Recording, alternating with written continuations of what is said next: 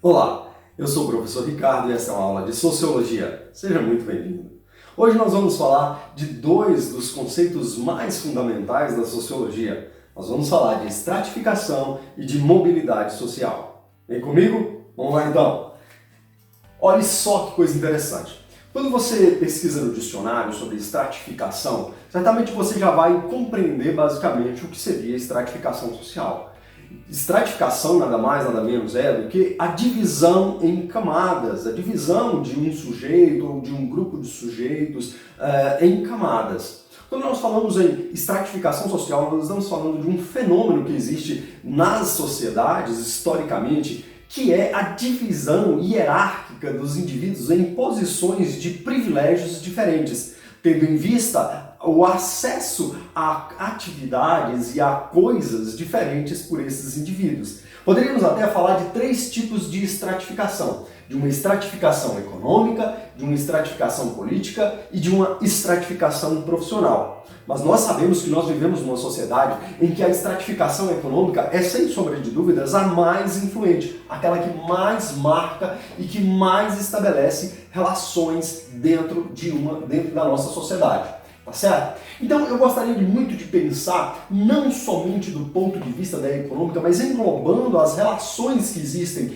entre a estratificação econômica, a política e a profissional, tendo em vista que o acesso a bens, o privilégio nas relações sociais, as oportunidades que são dadas aos indivíduos em uma sociedade, no caso a nossa, elas se dão na relação ou na inter-relação desses três tipos de estratificação. E para começar a nossa conversa, eu gostaria que você raciocinasse da seguinte maneira: é possível que existam sociedades não estratificadas? Olha, pela lógica, até seria sim possíveis sociedades não estratificadas.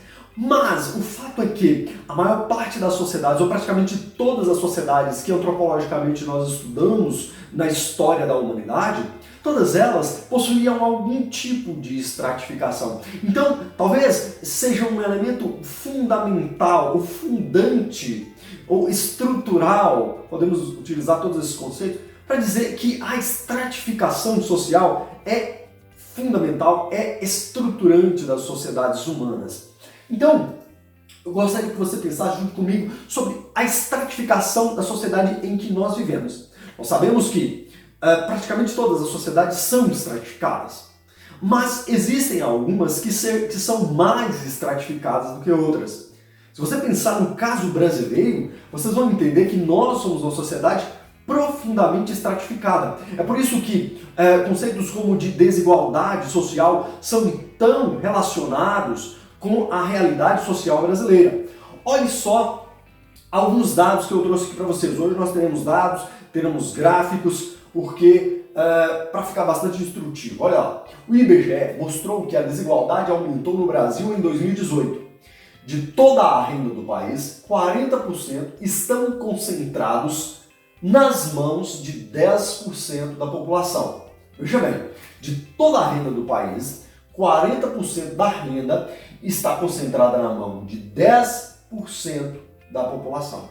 Então, o que isso quer dizer é que nós temos uma grande concentração das riquezas e dos bens nas mãos de um grupo muito pequeno da sociedade, enquanto que a outra parcela maior da sociedade ou da população se encontra menos privilegiadas na distributividade desses bens, destas riquezas, destes rendimentos, desta renda. Olha lá, a renda dos mais ricos é 33,8 vezes maior que a média dos 50% mais pobres. Um recorde na série histórica do IBGE, que começou em 2012. Lembrando que isso aqui é uma estatística de 2018, tá? Não temos estatísticas mais recentes do que essas.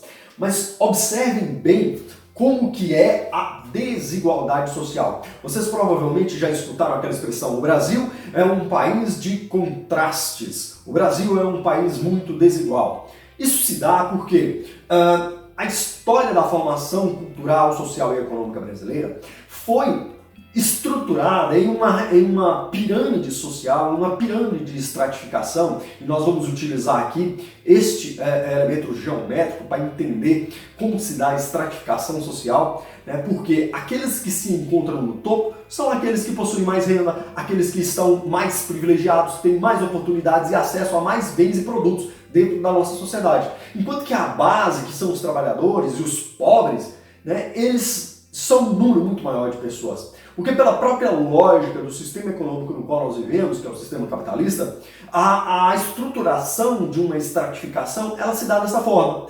No topo, menos pessoas, e na base, mais pessoas. É por isso que a renda dos ricos é tão maior que a renda dos pobres. E aqui, né, a referência bibliográfica desses dados. Vamos lá para o nosso primeiro gráfico de hoje. Olha só. O ranking da concentração de renda no mundo. Observem isso. Nós temos no primeiro lugar da concentração de renda no mundo o Catar. E em segundo lugar nós temos o Brasil. Daí vejam a discrepância do Brasil em relação aos outros países que foram analisados no que diz respeito à concentração de renda. Se de um lado nós temos a concentração, países onde a renda é menos concentrada são países em que a renda é mais distribuída, portanto, mais equanimamente distribuída com mais equitatividade. Quer dizer, mais pessoas têm acesso aos bens e às riquezas. E é interessante porque vocês já devem ter escutado muito, ouvir falar, que o Brasil é um país muito rico. Não há dúvidas disso, as nossas riquezas são de inúmeros graus, né, de inúmeros fatores. E aqui nós temos o porquê que ao mesmo tempo que o Brasil é um país de grande riqueza, é um país também de extrema pobreza. Por quê? Nós temos no Brasil uma concentração de renda muito grande. Olha só o Catar, um Emirado Árabe absolutista de 2,6 milhões de habitantes, enquanto o Brasil tem 200 milhões, e governado pela mesma dinastia desde meados do século XIX, supera por pouco o Brasil na concentração de riquezas, na concentração da renda. É muito interessante a gente pensar que há caminhos políticos para a diminuição das desigualdades do Brasil só serão possíveis quando essa concentração de renda também ocorrer. Mas é sempre muito difícil, do ponto de vista político, você desestruturar um sistema de organização da distribuição do capital. Afinal de contas, aqueles grupos, aquelas famílias, aquelas castas que historicamente estiveram no poder, foram privilegiados, tiveram oportunidades, têm a renda e os produtos, os bens concentrados em suas mãos, dificilmente essas pessoas deixarão de ser proprietárias desses bens de bom grado. Então cria-se um dilema social, um paradoxo social, uma dificuldade de acessar esses bens através de políticas públicas de redistribuição de renda. Vamos lá, mais dados. Entre os países democráticos, nenhum outro tem maior acúmulo de rendimentos no 1% do topo. Brasil é em primeiro lugar. E olha só, serão 15 anos para o Brasil voltar à pobreza de 2014. Essa estimativa aqui é alarmante porque nós temos no Brasil um crescimento da pobreza. Nós tivemos no início do século XXI uma diminuição da pobreza, um crescimento da classe C, né, que foi uma saída de muitos brasileiros da condição de miséria, mas as crises recorrentes que nós tivemos nos últimos anos vai fazendo com que essa discrepância novamente ocorra, com que a pobreza extrema retorne, com que a miséria retorne aos lares brasileiros. Após uma década perdida em termos de bem-estar social, o país deveria integrar programas de combate à desigualdade ao Bolsa Família, segundo, a Folha UOL, mostrando que as desigualdades no Brasil elas são extremas. No Brasil, o 1% super rico, que somam apenas cerca de 1,4 milhão de adultos, captura 28,3% dos rendimentos brutos totais e recebe individualmente em média, R$ 106,3 mil por mês pelo conjunto de todas as suas rendas, segundo o valor de 2015 atualizado pelo Banco de Dados Mundial da Desigualdade. É o seguinte, mais um dado, e eu espero que vocês tenham um pouco de compreensão, porque quem gera esses dados estatísticos são instituições que estão analisando a economia da sociedade. E é muito provável que exista uma certa dissonância entre uma instituição analisando os dados e outra instituição analisando os dados. Assim, é muito difícil você estabelecer com clareza e com um limite certo em qual nível de rendimento e de riqueza se encontra uma classe econômica, outra classe econômica. Tá, falei aqui de classe econômica, agora você deve estar um pouquinho com dúvida. É o seguinte, quando a gente fala de classe econômica, nós estamos falando de extrato social. A expressão classe social, desenvolvida pelo alemão Karl Marx, é um modo de compreensão da estratificação social. Eu, pessoalmente, tento evitar a utilização da expressão classe social para me ater às desigualdades na nossa sociedade e também à estratificação. Por quê? Porque quando a gente utiliza essa expressão, quando a gente utiliza esse conceito, a gente adentra muito em uma análise da sociedade, quando existem outras análises da sociedade. Como comparação, os 50% mais pobres do Brasil, quer dizer, 71,2 milhões de pessoas, ficam com apenas 13,9% do conjunto de todos os rendimentos, menos da metade do que é recebido pelo 1% do topo.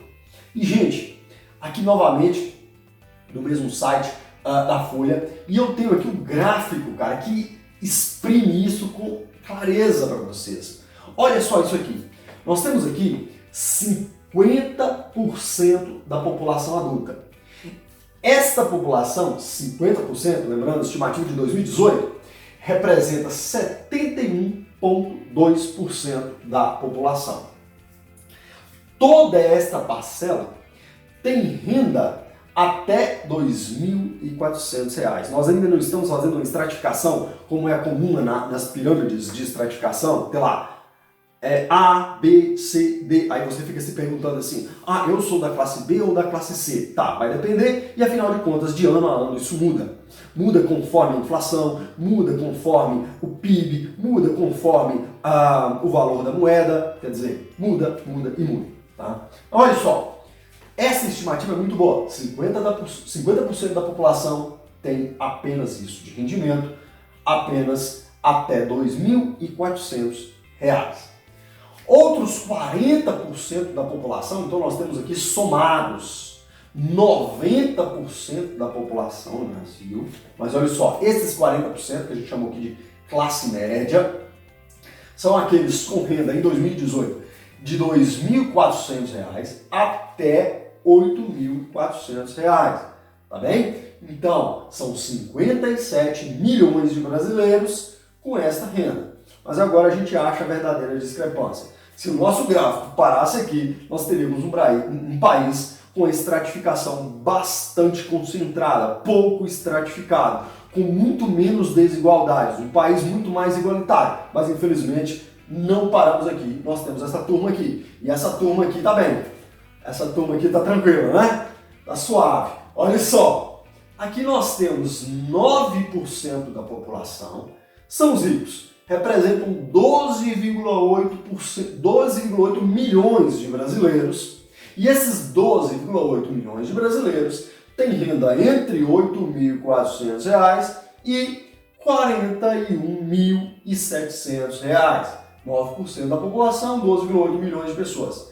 E aqui a galera que tá bonitona, que tá suave de verdade, que hora dessa deve estar fazendo a sua quarentena do coronavírus lá no seu iate, é a galera muito rica, 1,4% da população, aliás, 1% da população, 1,4 milhões de pessoas que tem renda a partir de R$ 41.700 e por aí vai, né, galera? Essa turma aí vai ter rendas que podem superar facilmente R$ 1 milhão por mês. Obviamente que essas estimativas aqui são de rendas mensais, né? Rendas mensais totais, não rendas mensais per capita. Eu vou ter aqui um outro gráfico depois que vai mostrar para vocês a diferença entre rendas mensais totais e rendas mensais per capita, que é por pessoa, e aí você dividiria a renda pelo número de pessoas a quem ela sustenta, e aí a gente vai poder ter um olhar mais atinado para a realidade, porque não adianta uma família ter um salário mínimo de R$1.000, mas ter 5 pessoas em casa, e outra família que é um salário mínimo de R$1.000 para apenas uma pessoa. A realidade econômica dessas duas famílias é muito diferente, não há dúvidas. Vamos lá, aqui sim nós temos este elemento geométrico que vocês já estão cansados de observar, provavelmente nas suas aulas de geografia, para compreender como se dá a estratificação econômica e a desigualdade no Brasil.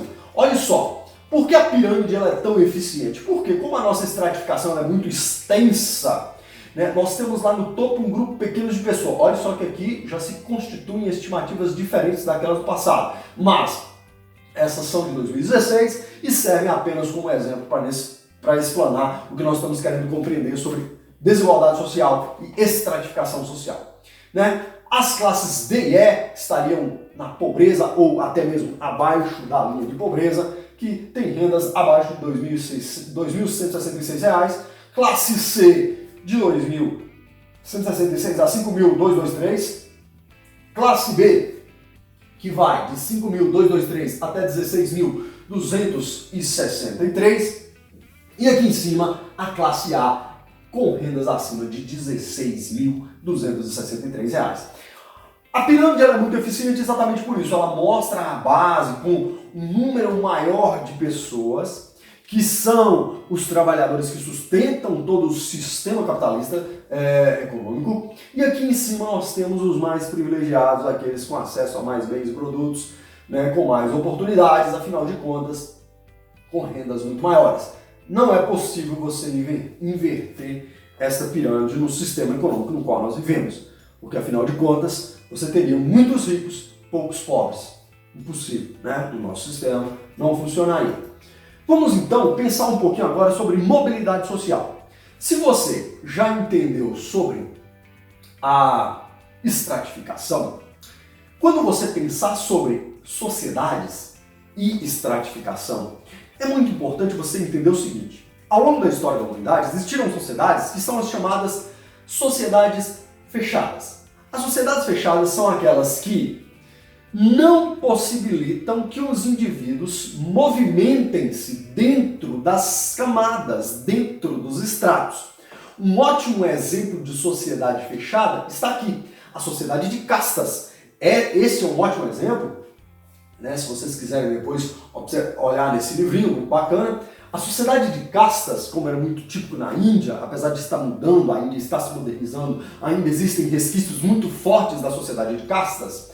É uma sociedade fechada, na qual a mobilidade social, dentro da estratificação, ela é praticamente impossibilitada. Quer dizer, lá se nós fizéssemos aqui a pirâmide social, nós veríamos então que lá os brahmanes estariam no topo, são aqueles mais ricos, mais privilegiados, os kshatriyas estariam intermediários, seriam classe média alta, os vaishyas seriam as classes médias mais baixas, os sudras seriam os pobres, os párias seriam os intocáveis, seriam os dalits, seriam aqueles que não têm acesso a nada, são na verdade os miseráveis. É uma pirâmide social, mas é uma pirâmide social marcada pela hereditariedade, marcada pela consanguinidade e marcada pela impossibilidade de mobilidade. Quando a gente está falando de mobilidade aqui, a gente está pensando o seguinte: não é possível que o indivíduo saia dessa casta e vá para essa casta, porque ele nasceu aqui. Ele vai viver a vida toda aqui, porque é a condição natural da qual esse indivíduo se encontra. Outro exemplo muito comum, que vocês estudam muito sobre sociedades fechadas, é a sociedade estamental. A sociedade de estamentos, como era típico no modelo feudal da economia, né, era marcada por uma pirâmide assim: aqui está a realeza, aqui está a alta nobreza e o alto clero, aqui está a nobreza média, aqui nós temos então os grupos intermediários, com artesãos, comerciantes, lavradores, e as camadas mais pobres cá embaixo, né? Grupos modestos, camponeses com terras, pequenos artesãos, E as camadas mais pobres, os servos, vamos lá, os trabalhadores assalariados, os humildes. Aqui nós temos então aqueles marginalizados, excluídos, normalmente doentes, doentes físicos, aqueles acusados de crimes, quer dizer, que estariam completamente fora da pirâmide social, seriam os miseráveis, completamente miseráveis. Essa pirâmide social, essa pirâmide da sociedade estamental, ela é uma pirâmide que também é marcada pela impossibilitação da mobilidade, já que os indivíduos nascem e, em função das suas relações consanguíneas de hereditariedade, não têm possibilidade de migrar de um extrato social para outro extrato social, e isso faz com que a história se repita. Tudo bem? Bem, se a gente vai falar disso, a gente tem que pensar um pouquinho agora sobre o que faz com que a sociedade possa mover-se, possa ocorrer mobilidade. Nós sabemos, você sabe, que no caso brasileiro não é assim. Nós não vivemos uma sociedade estamental. O regime social no qual nós vivemos, o regime econômico no qual nós vivemos, possibilita que o indivíduo que se encontra em seu nascimento em um extrato social muito ínfimo, muito baixo, ele conquiste possibilidades, ele tem possibilidades de ascensão social. Quer dizer, é uma mobilidade social vertical ascendente. Ele pode mover-se para cima, ele pode enriquecer-se, ele pode adquirir privilégios, ele pode ter oportunidades. Enquanto que o contrário também pode acontecer. Ele pode ficar pobre, uma pessoa rica pode ficar pobre. Então é diferente. A nossa sociedade é uma sociedade em que a mobilidade social ela é possibilitada. Mas você já deve estar pensando assim, é possível, mas é difícil pra caramba. É verdade. A possibilidade não garante a mobilidade social. Tá certo? E aqui eu quero trazer novos dados. Estudos apontam que até 900 mil pessoas deixaram classes A e B. Olha só. Segundo os cálculos do Bradesco, baseado em pesquisas domiciliares do Instituto Brasileiro de Geografia e Estatística, IBGE, 900 mil pessoas deixaram de integrar as classes A e B no ano passado. Somente na classe A, composta por famílias com renda mensal de 11 mil ou mais, veja que aqui a estimativa já é diferente, foram 500 mil a menos. O que aconteceu aqui?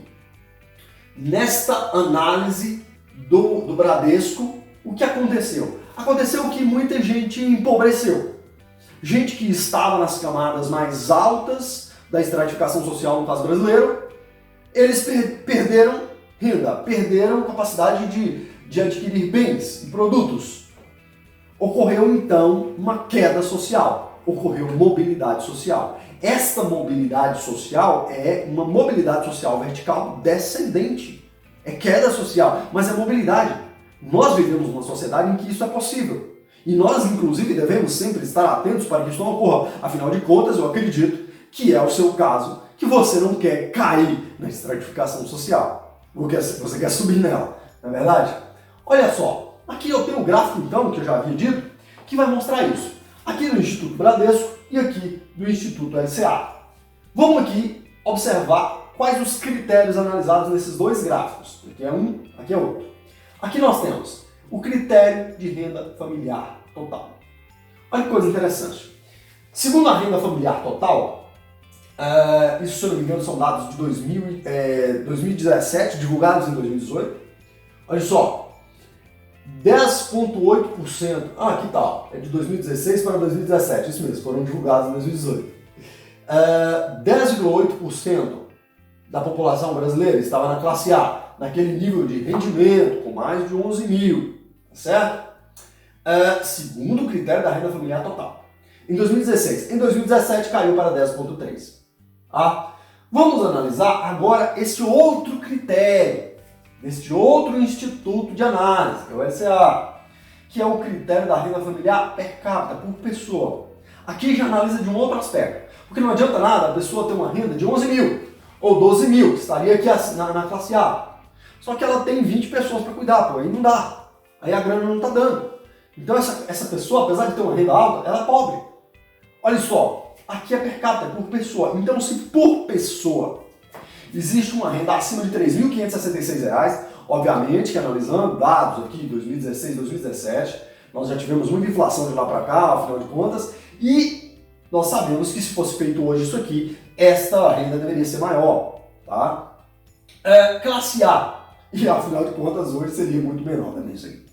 Classe A, nós tínhamos 13,1% da população brasileira na classe A, quer dizer, com renda per capita acima de R$ 3.566, e em 2017 passamos a ter 12,8%, uma queda de 2,3%, né, da classe A. Mas vamos aqui para a classe E, que é aquela do miserável, aquela que está com renda, segundo o critério da renda familiar total, de até R$ 1.100 por mês, só que aqui que é o terrível.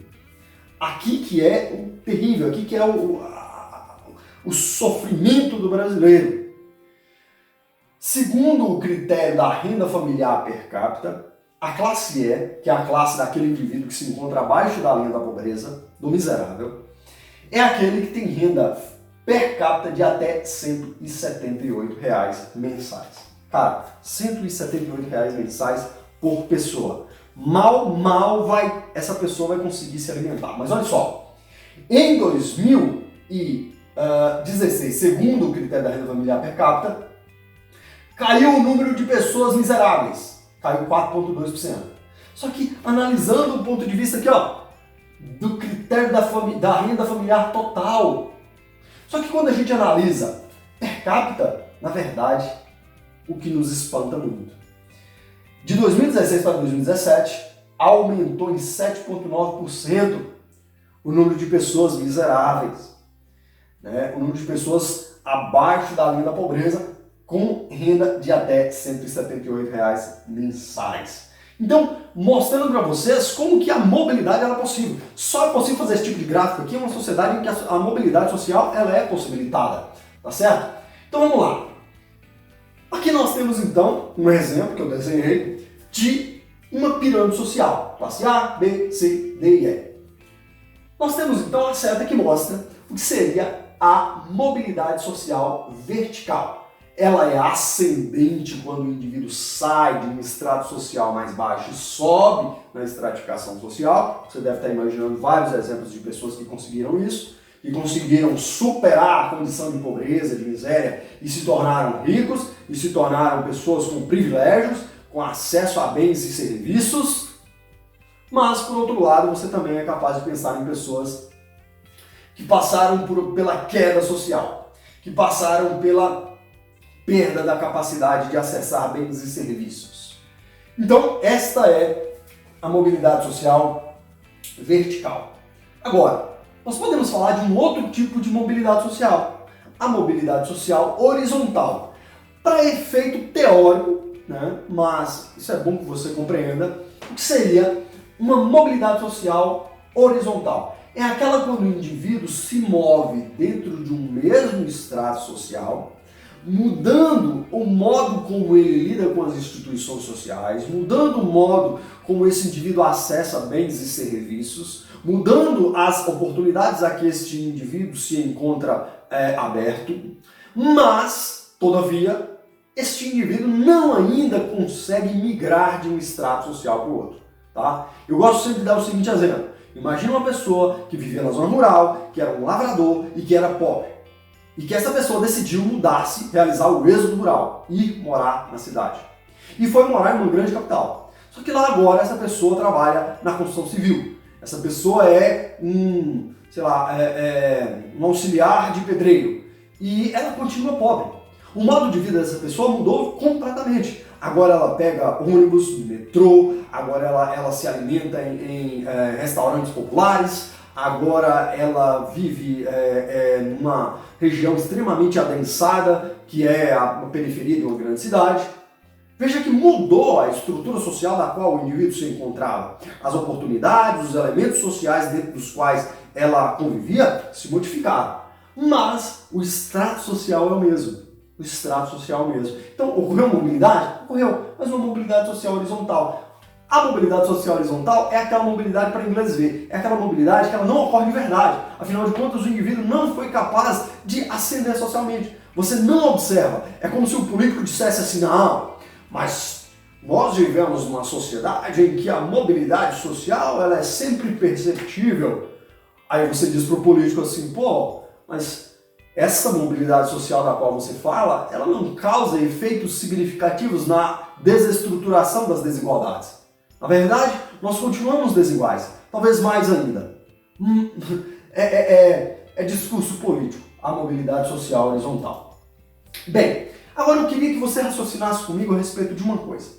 Por que nós começamos a estudar sociologia falando de mobilidade e estratificação social? Bem, você sabe, obviamente, que a sociologia é a ciência que estuda os fenômenos sociais.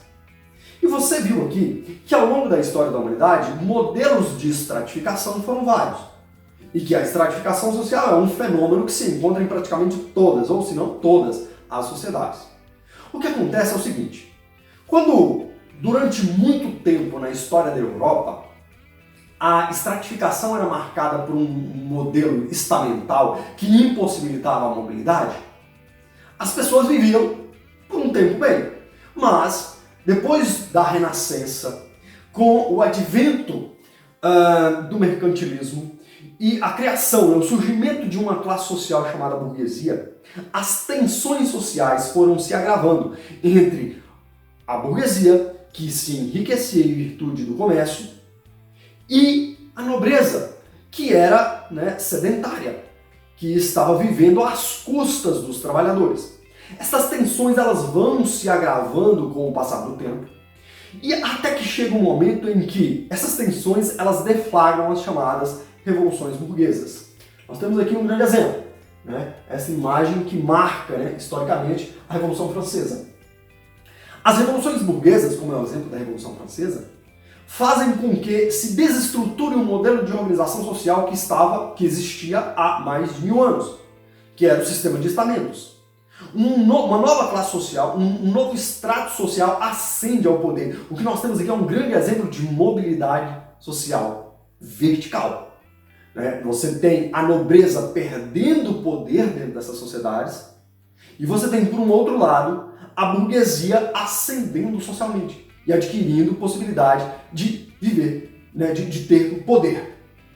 O que vai resultar desse processo profundo de grande mobilidade social é uma nova realidade social, é um novo sistema econômico, é a industrialização, em que agora sim, como nós vivíamos agora numa realidade em que a mobilidade social era possibilitada, mas a grande questão é levantada. Afinal de contas, foram tantas os sofrimentos e as mortes para a criação de uma nova sociedade, para a criação de uma sociedade em que a mobilidade fosse possibilitada, para que o antigo regime caísse, para que o regime estamental caísse, e agora um novo regime social se estabelece com fundamentos no capitalismo econômico. E aí, onde é que se observa esta mobilidade? Cadê a ascensão social? Cadê a diminuição das desigualdades? Aí nós temos dois grandes pensadores da sociologia que vai nos ajudar a entender bastante isso. Um deles é o alemão Karl Marx e o outro deles também alemão, o Max Weber. O Karl Marx, como vocês já sabem, mas depois nós vamos voltar aqui a tentar explanar mais sobre as ideias de Marx, ele vai dizer que o sistema capitalista, como ele estava estruturado, quer dizer, a estratificação social que se instituiu a partir das revoluções e com um novo modelo econômico, na verdade, criaram a grande promessa de mobilidade social, mas isso não ocorria. E esse grande indagamento a respeito de que sociedade é esta? Que sociedade é essa que nós vimos nascer? Que possibilitou a mobilidade social, mas que ao mesmo tempo a torna comumente dificultada. Por que nós não observamos a mobilidade social acontecer com mais frequência? Por que as desigualdades não diminuem? Talvez esta tenha sido a primeira grande questão da sociologia. Entender a sociedade moderna. É por isso que a sociologia é uma ciência moderna, é uma ciência que estuda a sociedade moderna, essa sociedade que se estruturou após as revoluções burguesas. E quando você então junta isso no século XIX, posterior à Revolução, início da industrialização de massa, e uma sociedade em que não se compreende o mundo que se vive, porque ele é extremamente dinâmico, porque ele muda com muita frequência, você também tem o seguinte, você tem um avanço estrondoso das ciências. Você tem um grande acesso a novos produtos científicos, com aquisição de bens para a humanidade, aumento da expectativa de vida, desenvolvimento de novas técnicas e tecnologias. Então, o grande privilégio da ciência, a credibilidade que ela carrega, se dá em virtude de que a ciência era boa demais, parecia ser boa demais. Então, dentro das academias, surge esse movimento chamado de cientificismo, né? Que é esse grande crédito dado à ciência, essa ideia de que a ciência é o caminho correto para se salvar a humanidade, para se resolver os problemas do mundo, e se deve fazer, evidentemente, ciência sobre tudo possível. E aí você junta isso, o cientificismo, com a realidade social na qual você se encontra. Por que não, então, fazer ciência da sociedade? É óbvio que esse vai ser o caminho tomado pelos primeiros sociólogos. A sociologia, então, é essa ciência que surge no século XIX, tendo em vista a necessidade de compreender o mundo no qual ela se encontra. O mundo capitalista. Um mundo em que a mobilidade social estava possibilitada, mas raramente acontecia, difícil de acontecer. Então, gente, eu quero que vocês pensem a partir de agora dessa forma. Olha, a sociologia é uma ciência que vai estudar os fenômenos sociais, mas a partir dessa grande indagação, por que as desigualdades permaneceram? Por que nós ainda não conseguimos resolver os grandes dilemas da nossa sociedade, da sociedade mundial? Por que não? Por que é tão difícil? Por que ainda encontramos tantos empecilhos? Por que a ciência ainda não foi capaz de encontrar meios para solucionar os grandes problemas sociais? Enfim, estes são problemas que permanecem vivos e que, portanto, ainda abrem espaço para grandes problemas, para grandes questões da sociologia. Ainda abrem espaço para grandes pesquisas sociológicas. E a sociologia, ela nos ajuda a desnaturalizar as coisas, a pensar fora da caixa, né? Essa expressão que é muito comum hoje. A sociologia nos ajuda a tentar raciocinar de forma científica a respeito do modo de organização da sociedade, da estruturação das desigualdades, de pensar no Brasil, por exemplo, como um país tão desigual e com tanta concentração de renda, e de pensar também por que nós não fazemos nada em função disso, ou por que nós fazemos tão pouco, por que ainda não fomos capazes de mudar essa realidade social, e por que quando ocorrem as crises, as desigualdades aumentam. Então, são muitas as questões ainda abertas, muitas mesmo. Mas essas questões elas voltarão em outras aulas e por hoje é só. Eu gostaria muito de agradecer você por ter assistido até aqui, te convidar para se inscrever no canal, se gostou deixa um like e tem uma coisa, eu vou deixar no final desse vídeo aqui, na descrição do vídeo, um link para você acessar esses slides, caso você tenha interesse de tê-los, e também um teste online sobre estratificação e mobilidade social, sabe? Alguns elementos sobre desigualdade, enfim, se for do seu interesse, tá bom? Mas, do mais, eu acho que valeu. Desculpe por ter ficado tanto tempo, é difícil fazer aulas menores, mas eu tento acelerar. De toda forma, deixe o seu feedback sobre como está rolando, se você acha que está legal, se tem que mudar alguma coisa. Me desculpe ainda sobre o meu aparato, que é um pouco amador, mas a gente vai tentando melhorar com o tempo, tá certo? Valeu, muitíssimo obrigado, até mais, tchau, tchau!